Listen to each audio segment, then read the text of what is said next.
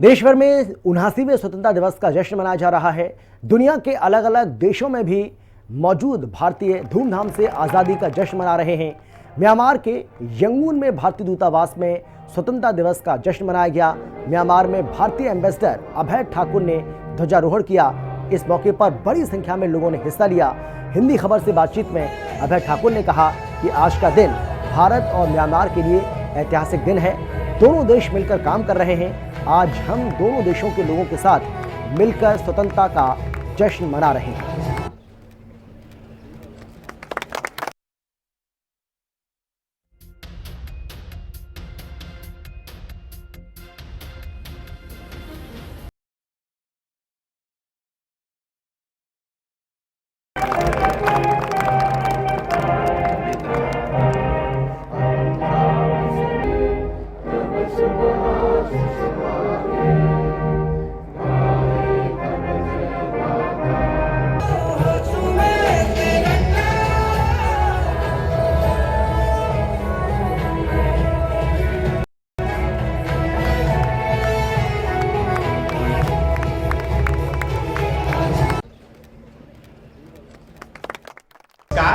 मैं Ravindra Jain Yangon Myanmar से। अभी मैं हूँ हमारे हिज एक्सीलेंसी मिस्टर अभय ठाकुर जो हमारे इंडिया के म्यांमार में एम्बेसडर हैं। एम्बेसडर साहब 79 जो हमारा इंडिपेंडेंस डे है उसके बारे में आप क्या कहना चाहते हैं?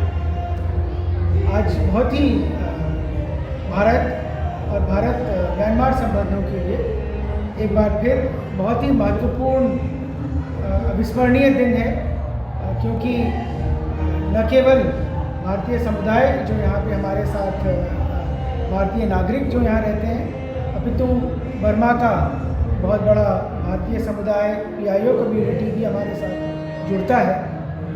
लगभग 20 लाख के आसपास PIO भारतीय मूल के लोग यहाँ पर रहते हैं और जगह जगह पर म्यांमार में स्वतंत्रता दिवस को मनाया जाता है।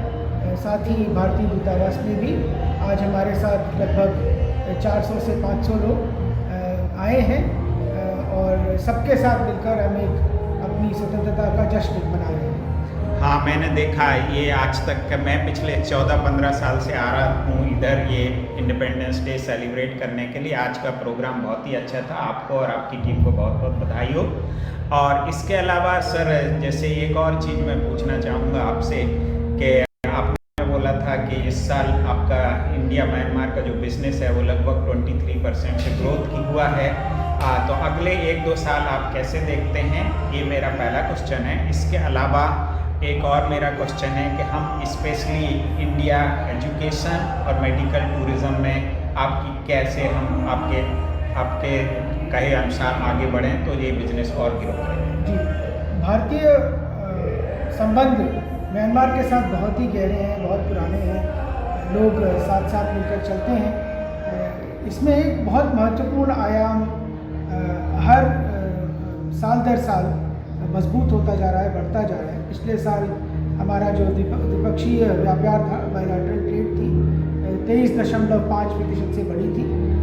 और साथ ही बहुत सी भारत के निर्यात की चीज़ें जैसे कि दवाइयाँ हैं, मेडिकल इक्विपमेंट हैं, उनमें भी 6 से 7% की वृद्धि हुई थी। म्यांमार भारत में दालों का एक बहुत बड़ा निर्यातक है, जिसके कारण भी व्यापार बहुत तेज़ी से बढ़ा। आगे बढ़ते हुए चूँकि हमारे संबंध इतने घनिष्ठ हैं और इतनी सारी यहाँ पे अवसर हैं, सो मेनी अपॉर्चुनिटीज़ आ रही हैं, तो जितनी भी सर्विसेज की एरिया है, मान लीजिए मेडिकल टूरिज़्म हो, एजुकेशन हो, IT हो, इसके अलावा बहुत सारी ऑपरेशन मेंटेनेंस की चीज़ें हैं, एनर्जी के बारे में काफ़ी चर्चा होती रहती है। तो इन सब को मिलाकर बहुत तेज़ी से हमारे संबंध मजबूत होने की मुझे आशा है।